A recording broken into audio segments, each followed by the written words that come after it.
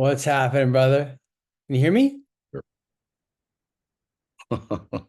You got volume? Yeah, do you hear me? I can hear you perfect. How you doing? Isn't it funny how life just crap constantly? The second I sent you the link, ding Yeah. dong, we're here. You're We like, just got done with another job. it So, doesn't. how you guys doing over there?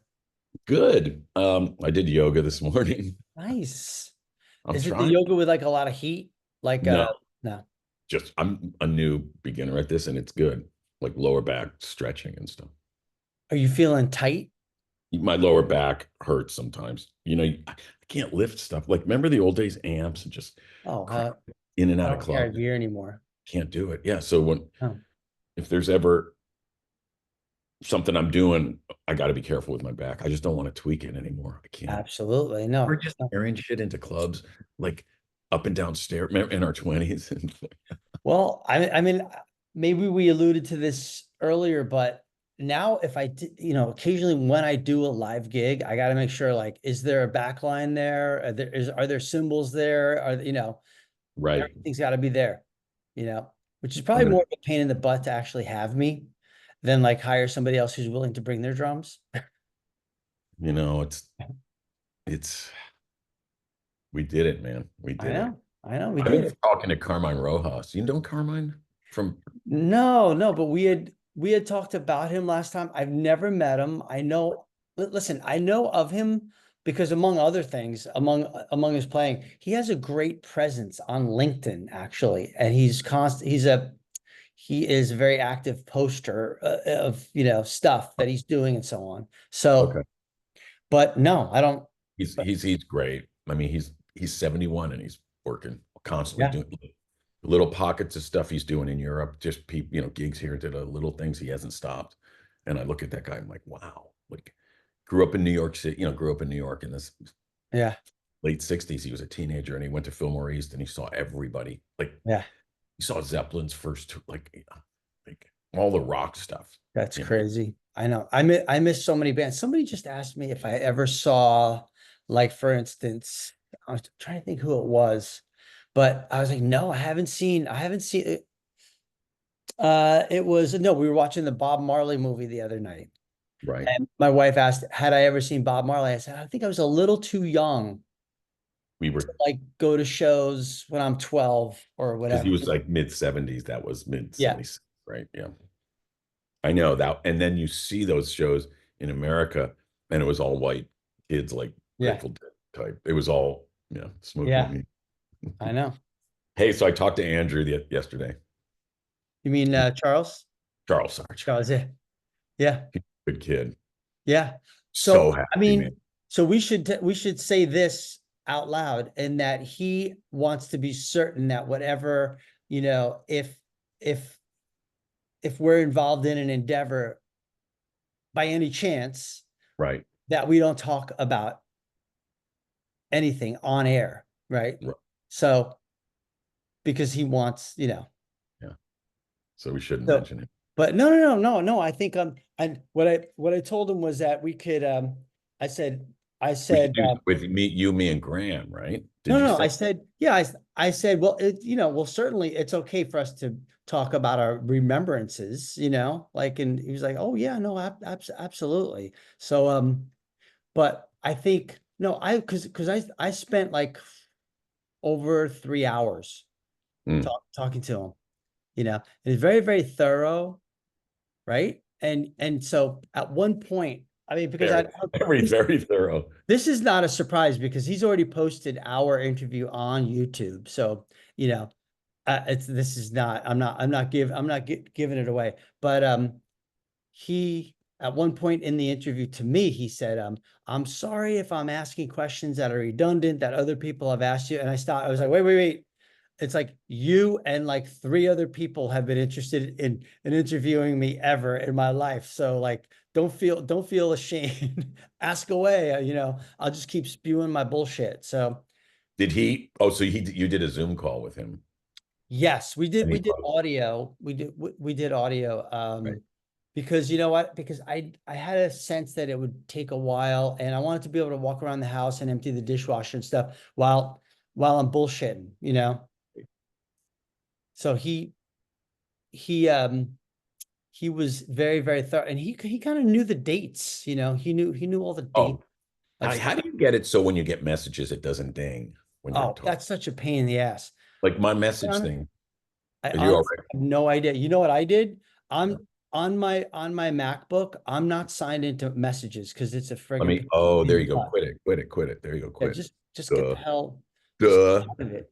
It's such a You know what? It was fun talking to him. He goes, I'm going to go through every song on Factory Show, you know. I'm like, okay, cool. Then he goes down and then he literally, do you remember blah, blah? And I'm no. like, so I just go, I know we went in, we played live, we did it fast, right? We did it fast. Yeah, yeah, yeah. Pretty fast. Yeah. Up at that New York, Upper West Side, way up high. That Yeah, like 58th Street or didn't we you do it say called Avatar? Was it called did, Avatar? at the guy, the Steely Dan guy studio? Oh yeah. 96, 93rd Street, You're 96th right. I forgot. I completely Street. forgot that. Yeah. And we did it, but he went through each tune. Do you, what do you, and I go, I go, Charles, One thing that he and I talked about, which I don't, so maybe I never asked you because I remember I have a very, very vivid memory of meeting you at Coyote, like for the first time ever. And I think I walked into the rehearsal studio and you were there, like tuning up your guitar. And I guess Flans and Lionel had told me that we were gonna add a band member. And right. but maybe it wasn't on the forefront, of my mind. And you're like going, what's this guy doing here? Kind of, but no. I remember you being very, like, very warm, very, very, very conversational, very, very interested in the situation. But I guess I never asked you like how you got involved. That's interesting Those because guys. I think Robert Quine told Flansburgh, like, because I was kind of friends with Quine, and I think he Is he the asked guy Quine. who played with Matthew Sweet, He Robert played with Klein? Matthew Sweet, and he Yeah. played with the Voidoid, Richard Hell and the Okay. Voidoid. Yeah. Yeah. Yeah. So Yeah. he's older than us. He was way Yeah. older than us. Like back then, he was 60. Like Yeah. remember Yeah. back, it's like a 60-year-old was like, Yeah. whoa, because we Yeah. were. And I think Flansburgh knew him. And I know I always was kind of weird. Like, why did they want me? And Flansburgh, like, no, man, rocks. Remember? Yeah. Yeah. It's like, wait, you guys, you sure you want this? But I think they did. They No, they did. did. No, you added a tremendous element, a dimension. Um, That was so and you fun. can play really friggin' good rock guitar. Rock But guitar, they wanted it. And but yeah, but that was good because your drumming, we both connected. I think guitar and drummers historically, I've always gotten along with drummers. yeah, Not we love bass players, but I think it's true. Guitar players and drummers have a connection. Don't you think yeah, historically in bands absolutely. Yeah. more than guitar and bass? But bass and drummers have a thing, They obviously. do. They do, but I especially in a situation like They Might Be Giants, having you was kind of like a breath of fresh air coming in. I remember so I mean this is on topic, but for instance, like when we were kind of a four piece Mm, before your time, I mm. remember being like just kind of being upset after a show because at the end of songs live, I would always play a button at the end of it. They wouldn't do it. Flans, Flans and Linnell and maybe Tony to a degree had like no concept of a button. Like we're we're Let's we're end ending it. the song. We're not doing a live fade. It's like and I was cueing everybody And they didn't. and they were just not doing it. They would just like let the song end and Just then like and that fall was it. apart. Yeah. And so that's something that We did. I know you would understand. Yeah. yeah, we ended You would like understand. You like the drama. end. Yeah, exactly. It's got to have a little theater to it. And you played, I remember because you were talking about Mamoni all the time. Me and Graham came in, right? Tony, Yes. Tony was, and you, how long were you playing with him for? I mean, A year, like, a couple years. I mean, you came in like 95 or so. and But he, yeah, like from 93 to, almost when when you came in. And so we were kind of a four-piece band, me, Tony, John, and John for a while. And then they did Ed Horns every now and then, you know, Kurt Hoffman and trumpet player and so on. But no, but it was great. It was great to see you come in. I think you would have liked to play with Tony. That's what you always said, that Tony was Yeah. great. What is he was it? Didn't he play with who did he play with? Oh, Here, Para. Here Ubu was his band. Yeah. And Yeah, on the strength of a, not only of his playing, but on the reputation of, Per Ubu being sort of in that art rock, yeah, Cleveland art rock scene, yep, he got a lot of work, from including They Might Be Giants, but also Bob Mold. that's right. And Where's he at? Do you know where he is now? Tony. Tony owns a studio in New York in Williamsburg called Studio G. Oh, good for And him. I've never been there, but I think from what I've seen on social media, like it's a proper studio with like Oh, good, different rooms, different good, mixing suite, different floors, and so on. So it's like it's a multi. good. It's That's good. it's like a real studio. You know what I mean? That's So good. but the other thing is that I never asked you, why did you leave New York? Because I remember Um, kind of left New York when you were out. it was weird. It was 2000. I had my first son in 97. So we're living in East Village, fifth floor walk up, big apartment, I fifth remember floor. you had a really nice apartment. Yeah. Between C and D on 7th Street. And then my first son was born in 97. And I think with one kid, we could have pulled it off in terms of then you're like, where's he going to go to school in the East Village? And we're looking Yeah. around and it's like, this was Yeah. back. There was nothing. And you're also walking up all those steps like every time you like carrying the My wife, when I'd stroller. be on the road and she'd be walking up with the kid and bags of groceries, 5 4 the walk up. And then we had our second son in 2001, March. And that was the moment I'm like, hey, I can't afford to send him to school. It was more about sending him because it would have been private kindergarten. Yeah, yeah, yeah. There Yeah. was no, there If was nothing. if you can get them in, because a lot of those private schools like have a strict strict policy, admission So policy. it was also, as you remember when you had kids, like the stress, there's this new stress of like, oh, it's not just me and I can live in kind of the way I want to live and Yeah. eat when I want to eat, Yeah, yeah. remember? And Yeah. drive the car. Now it's like, oh, there's all these other factors. I got to make, but then it was like, I got to make money. I got to make decent money. And so I had friends out here who kept Brian McLeod, the drummer. Man, you got to come out because he knew Linda Perry. Like, there'll be tons of work, session work, and blah, blah, blah. It was hard to leave. Yeah. I, I, I love New York, but we came out, and right when we came out, 2 weeks later, 9/11. Like we came out before Oh 9/11. my goodness. So everything shut down. Remember that? Yeah. Oh my So goodness. I didn't realize that. it was right before 9/11, and then everything I had lined up got canceled.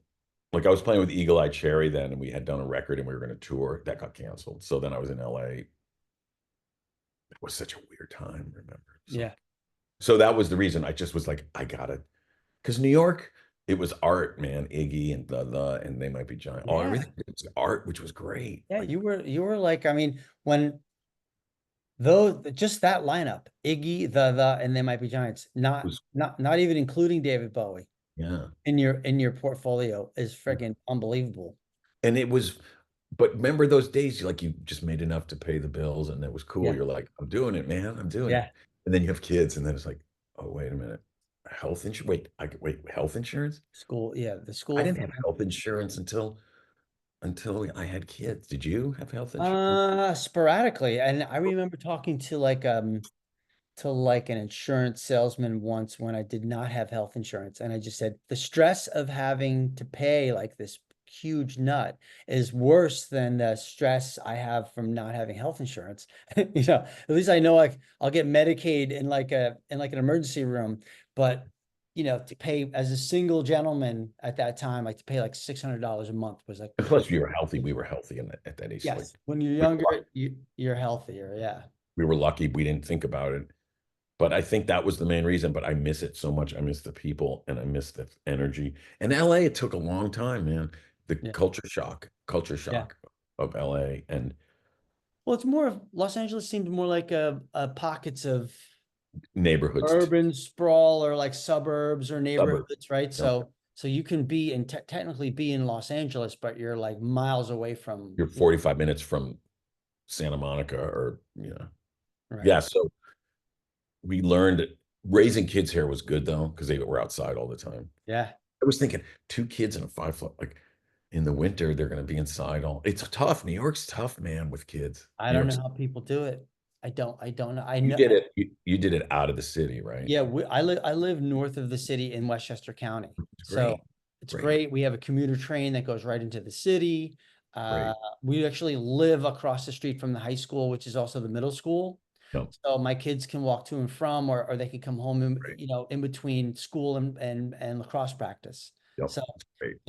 they can just do, and for instance, like right now, my son's out on a bike ride. They go bike ride into like the pool, Great. and it's great. It's Yep. everything you want your kids to experience. But I still to this day, I have friends who are cityites and they live on the Upper West Side, and With kids, with kids, how do kids. they?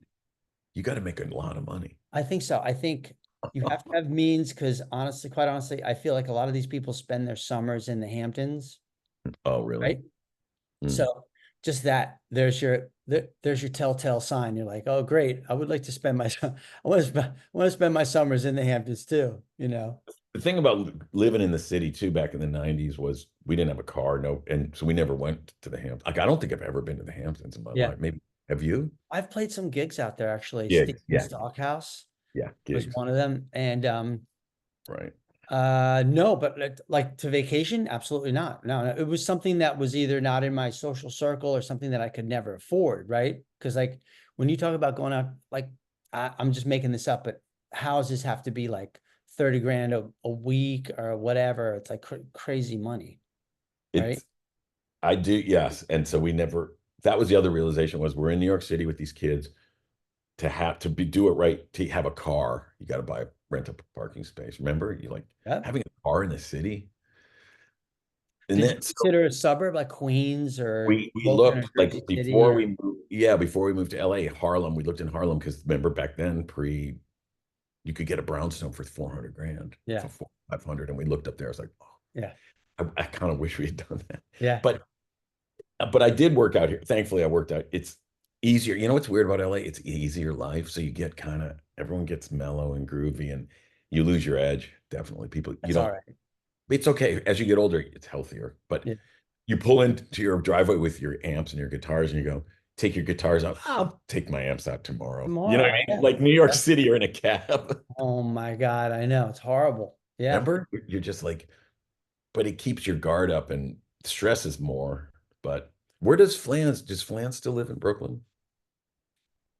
From what I've heard, no. I think he lives in the Catskills, Oh, somewhere up. I don't know if you remember, but did we ever remember know we each did other? Gross Singers? We played Gross Singers. Yes. Oh my God, see that I'm just remembering. Gross Singers, yeah. Remember we're there like, whoa, that was like Sammy Davis Jr. and like Uh, Dean Historic. Martin, By the way, Red Leather or Red Naugahyde.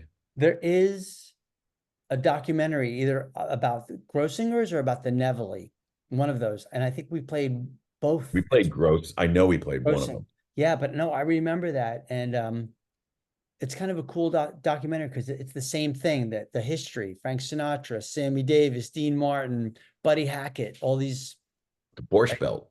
yeah, the Borscht. Borscht Belt. And but that how they tried to revive it in the 90s by having, bands come in and having Oh, they younger say that in the population. Yeah, documentary? absolutely, Wow. 1000%. That's Because kind of the ending of the documentary.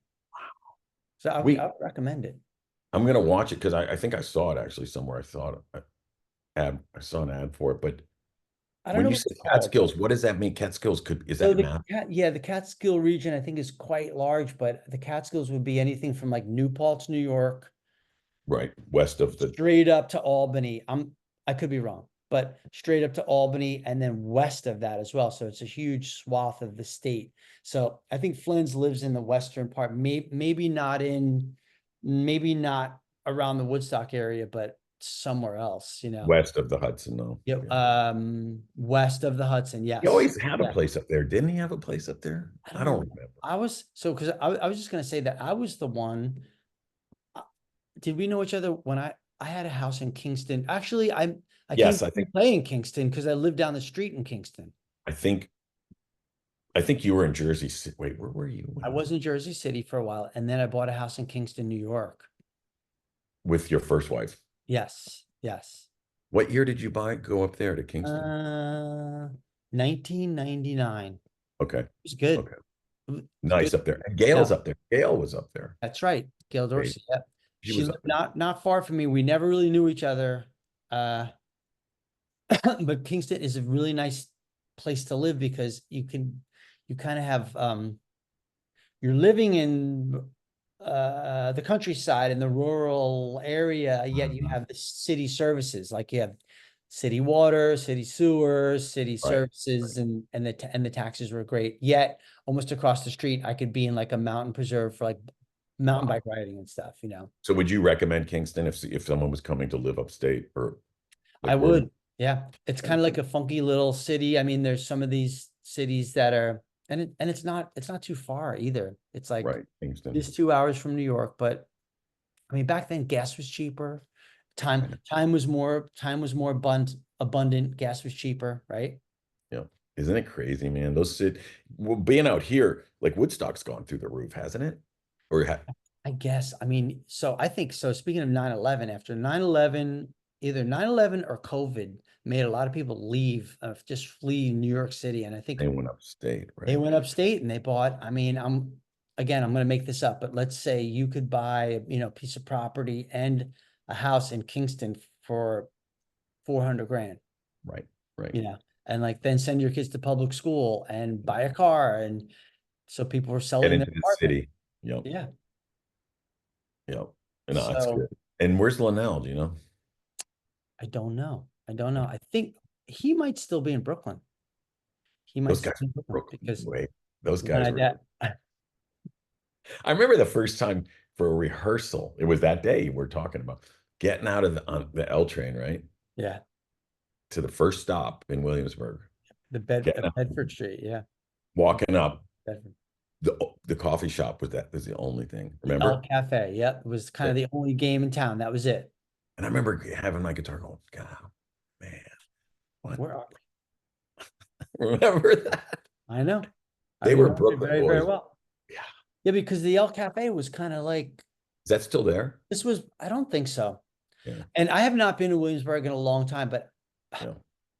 I mean, it's definitely been way gentrified. It's like Oh, yeah. way too hip. Glass you know, buildings, huge glass buildings. yeah, yeah. And so, I mean, but think about it, because the El Cafe was the days before Starbucks or before Totally. coffee chains, where Yep. you kind of had to seek out like the place that made good espresso and stuff, you know? I remember when we first started touring, you were the one that was in you because I love coffee, and you were telling me, wait till we get to Seattle, man. Wait till we get this Pete's coffee. And there's I don't think Starbucks by in 95, 96, and Starbucks hadn't really happened. It was present in Seattle, however, and you could still go like recently. Um, we took the kids, we were out in Seattle to set It's sail on a cruise, been and we great up went to the there. original Starbucks at Pike's Place or whatever, or Yep. in the Yep. market, whatever it's called, you Yep. know. Yep. And it's been there for a while. But there was a coffee place that I was really hot on. It was called Coffee People. I don't know if you remember that. Coffee People. Was that it? East Coast? It's no, it was a West Coast thing. So Oh, that was what I always looked forward to, like Portland, Seattle, like that sort of like San Francisco, you coffee. know, But back then, again, remember we would in the 90s, you couldn't get great coffee everywhere in that couldn't. country. So the two It- things that like you couldn't get good coffee and you really couldn't get good beer either. So right now, like we're living in the Northeast, in my opinion, if there's, there could be people who are more knowledgeable about beer, but than I am, but from let's say Delaware to Maine, like Mhm. the whole like Northeast corridor is like it's like the Great. wine, it's like Sonoma Valley for beer. You could get like some of the best craft beer ever. IPAs and stuff. IPAs and Really? some, just like some good pilsners, Yeah. some with lower alcohol content. I like Pilsner. So yeah, Absolutely. pilsner's good. It's a different world, man. So yeah, Oh, I remember I that know. on the road. Get good coffee. Do you Oh, remember? Oh, here's one. Do you remember we did like 6 or 7 shows in a row, maybe Nashville area, and we got on a flight to play Boston, and it was snowing in Boston, and the flight was one of those flights where, do you remember that flight, man, to Boston? And we landed in Boston, and it was snowing. Like it was one of those Did we have to drive to Albany something after where that? we did 6 or 7 shows in a Yeah. row. And I remember we were fried, and I remember we're going like, wait a minute, 6, 7, 8. There's a thing where we did like 8 in a row. And what and Charles saw it, he found it.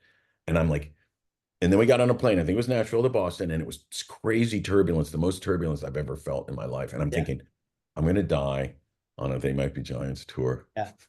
I think if it's You this, remember that?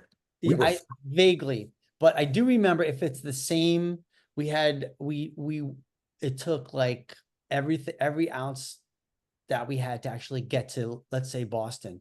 And I think some, we did do a gig in Boston, but the next gig I think was actually in Albany. And if and it you was look on the snow. map, you drive straight across and makes sense, right? Yeah, yeah, you just drive it's a few hours. I don't know what it is, like four Right, hours. right. But yeah, and the snow. And then when we got there, we realized that we were playing in a strip mall. Do you remember that? We were playing like at a sports bar. And we were like, what, whose Jamie. favor are we pulling into Yeah, like, who playing at a Jamie owes sports bar? somebody, and Jamie owes somebody from that magazine he writes Yeah, for. something. Yeah, exactly. The auto magazine or whatever. But it was like, God damn. But There I were do some. remember that leg. But yeah, so Remember the van got stolen? Remember when the van got broken oh into? my God, now you're bringing back a memory. Yeah, the Vanguard, Don't remember where that was. Was that which Boston? that was in Boston. That was right outside, that was on 95. Yeah, we woke up and they broke it. Oh my God. And the van was stolen. And but Brand new van. for you guys, that's, I mean, for me, what We is it? lost some Drums. stuff, It's drums. Drums are replaced. Drums are like, you know, but but we all lost stuff. I remember amps and stuff. yeah. I mean, but you guys lost guitars and stuff. Or do you bring I your didn't lose any guitars, thank God, but flans, I think mine were in the other van. I think there was 2 vans, right? Maybe. I don't maybe there remember. was a smaller truck? Oh, I can't, man, those days. That was not an easy that tour. Those were not easy when I look back. I mean, in hindsight, I would have asked how many shows per week. Yep. I would have asked if you hear growling in the background, that's one of my dogs. I have two Goldens. Oh She's wow. she hears me talking and then now she Oh, needs some attention. But yeah, you'd say if we're doing more than 5, yeah, it's a week, like you got to bump us up. what's reasonable? Because like, yeah, I mean, what I what I was talking about with Charles, which is available on his YouTube link, which is that like there's like you would think that a band of that stature, I mean, maybe they make money, maybe they don't, but there's like so many income streams. And if you have a decent guarantee, if you can bring like 1,000 people into a venue, you're Yeah. good to go. And then you put t-shirt sales on top of that, and you put some other promotions on top of that, and then all of a sudden it's going to add up. And to make it seem like the band, like paying the band was such a hardship, because that was basically it's like, oh my God, like I don't know how we're going to pay you guys this week. I mean, that's the way that I felt. That was my perception. It's like, I don't know, it's going to be tough, you know? I always remember, and we might have talked about this before, but this is a good one to bring up.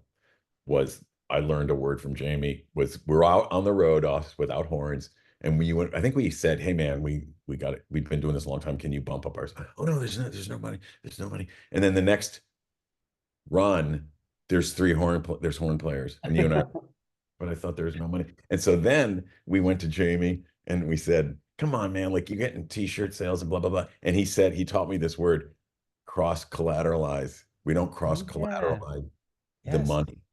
So wait, Yes. t-shirt money doesn't count as money that could pay. As income. Yeah. And I was like, that's a great word, man. Yeah. I get. And that actually, guess what? That is years later. I read, I mean, you should, I mean, or just get it from the library. Donald Passman's book on the music business, like everything Yeah, you need yeah, to know about the music business. She yeah. basically talks about silos, right? You're like, there's this income stream and this income stream, but that's a great way to get around things like, well, we don't cross collateralize tour expenses with t-shirt income. So we Yeah, could theoretically be making $15,000 a night in t-shirt income, but we can't bump you up $200 a week. exactly. And there's 3 horn Yeah, players coming in next week, but we can't give you a raise because we I don't have know, any money. We which don't is have any which is money. so funny. It's like, or I remember there was a saying floating around the band. I don't want to No. because I could be wrong, but there was a saying like this is the winter of our discontent.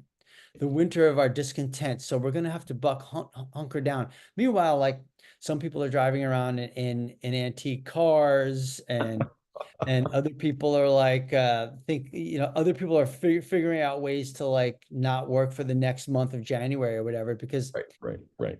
anyone who's a freelancer knows that you got to be working. I mean, just Got add it. just add the numbers up. Like if you don't work for January and February, that's 2 months of the year you're not working. Then It's, whatever money you make from March to December is diminished greatly, right? yep. And I think we were working, man. You and I, we were working, and I think we found each other in that band because I think you and I could commiserate on, because both you and I were kind of like, hey, man, we should get we should get paid. Like that's good. Well, A lot of musicians just go, oh yeah, I'll whatever. I take it. don't know, you Yeah, so know.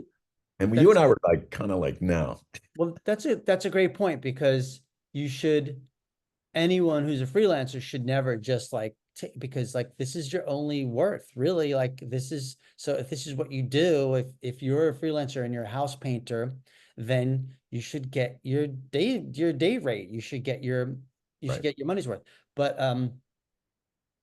but the other thing is that the sort of like blending in with like the artistry you're like well you're not really in it for the money but you're doing what you love, Brian. You're exactly exactly but you're having no. get to play the drums. You get to play the drums. Wait a second, because sometimes I've described it. Yes, it's true. I get to play the drums, but sometimes it's kind of like a sentence. It's like, You know, I mean, like a prison sentence, because like you're you like get to playing play the the same drums. show, you're playing the same songs, or, Yeah. um, but the other thing I was going to say is that usually people who give you this sort of like, well, you're in it for the art or you're in it for the wrong reasons, are those people who are like making a really nice salary on your back.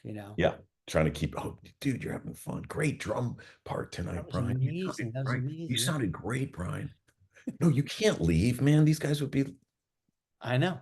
I know. we've learned that what the managers, No, I mean, you it's can't all really right. blame any can't Oh, really blame anyone, but I will say that I mean, I don't, for instance, if you're a band like TMBG and you're currently touring and now let's say you have three horn players and an extra guitar player, how are you meeting payroll now if you couldn't meet it 25 years ago? where they were probably more at a peak then, maybe. I don't know. Were they? Probably.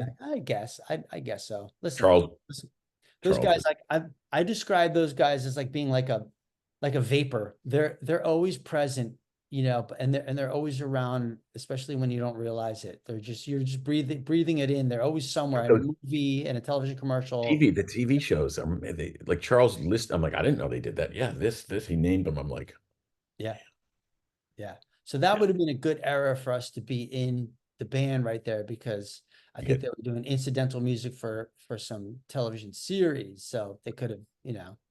but I think we did good, man. Hindsight is 2020, right? Yeah, and yeah, I think I'm trying to think if there was. I mean, I know there's more stuff when I think about it. Moments with those guys that were Well, some he funny he was moments. asking me a lot to sort of elaborate on different periods of TMBG, like factory showroom, severe tire damage, this one, that one. Right, And a lot of it, to be honest with you, like I don't have recollection, it's a blur. but we did talk about like for instance, so the like we're gonna probably get cut off in like 4 minutes, but Okay, we'll just make this final point and then we'll okay. we'll we'll meet again. Talk later. Yeah. I was trying to make a point that without seeming nasty, that we were looking at the album credits for Factory Showroom, Yeah. and you could see that Hal gets songwriting credit for right, and then they covered another band's song, so they all get songwriting credit. And I was explaining that if so, I was a band member, so why not cut your steady bandmates in on On some some. royalty or give them a cut in, and so the response that an outsider might give is, well, you got a piece of a song on John Henry, which is true, but Mm. I mean, wouldn't it be nice to get a piece of two songs on every album? Yeah, Or just as like your this is your little kickback. So did you get a songwriting credit on that song? No, nothing Because from that. I I thought don't rem no, I think no, I think never I did. I never remember I think I remember you rehearsing Flans on that song, on his and song. teaching him something. Maybe I wrote something and I don't know. Yeah. Maybe it was minimal something. I think I did do something once and I was like, ah, whatever. I think something I do now, like chords in a bridge or something, maybe. I mean, I, I'm not, yeah, I'm not laying claim to any songwriting credits for on your behalf, but right. I would say like so I would say look at the songwriting credits and you're gonna see that there's like a whole bunch of opportunities where you can cut other musicians in and make them more comfortable, make them With their more, input. Yeah. like as if like Elvis would or Neil Diamond would make his band comfortable, or like you want your guys to be happy and comfortable. Cut them in on some other income streams, right? I don't think those guys, and I think he came from Jamie, probably like telling them, you know, don't you think, Jamie? Absolutely. No, I think listen, again, no blame. I mean, would I be doing the same thing right now if I could? Maybe. I don't know. You know, But I think that then it can't be a head scratcher as to why. But those no, in all fairness, the guys who've been in their band right now have been in their band for quite some time. so they're probably super happy and they're like, but Super happy. they also maybe didn't have the drive. You and I were more like, it comes down to self-respect too. You're like, wait a Yes. minute, wait, you're giving it, you kind of at some point, then you go, I'm gotta leave. Like you Yes. left because it was a great moment, but then you go, where is this going to lead? Absolutely. So you kind of see the ceiling, like You this see is the as far feeling. as I can take it. And the other thing I was going to say about musicians, whether they stay or not, is that one is that maybe you can be in a situation for so long that you can't really go out anywhere else. Like Yeah. your network, your outside network is Yep. diminished, number one. It's And called number two, come the on, velvet let's be prison. real. Like how many musicians have I met where like, they're really hooked up, and yet you find out that their spouse is like the president of Citibank. You're like, I wait a know. second, your wife is the president of MasterCard? So What? you don't Like, have to work. of course you're a great musician. You're making art, You're like right? practicing in your studio while you're doing sessions in your studio, you know? Like remember yeah, back in New York in the 90s, the knitting factory. Remember all those? Oh yeah. And you all learned they all had trust funds. Trust fund kids who like, come Trust from Long fund. Island and Jersey, like being like, yeah, man, we're just gonna do it. We're just gonna open up a club, you And then know? you find out the dad owned, like, yeah. Yeah, Yeah.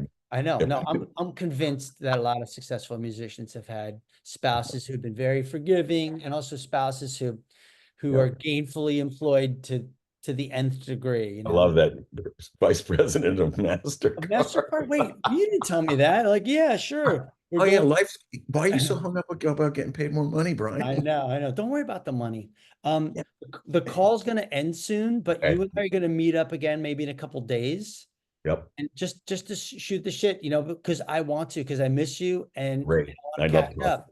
I'd love And to. we'll talk. Listen, I'll tell you more about the leak I had in my basement. We'll talk about the home stuff, because the Let's home do that. And never stops. why we connected with they might was because you and I both had that thing, man. Yes, We both had that yes. thing. So my friggin' dogs are barking now. Okay, But do your thing. I'm gonna sign off now. Take Good. care, Eric.